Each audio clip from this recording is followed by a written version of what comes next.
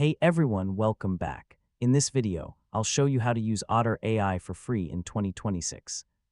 If you want to transcribe meetings, record voice notes, and generate AI-powered summaries without paying for a subscription, this guide will walk you through everything step by step. First, open your web browser and visit the official Otter AI website.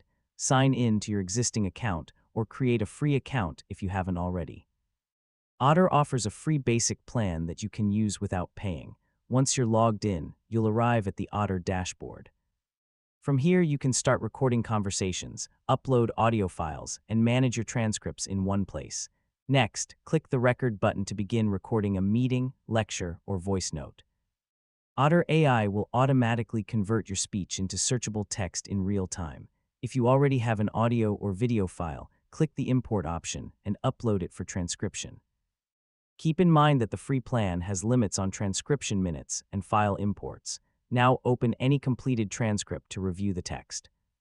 You can highlight important sections, edit mistakes, rename the conversation, and search for specific words or phrases whenever you need them.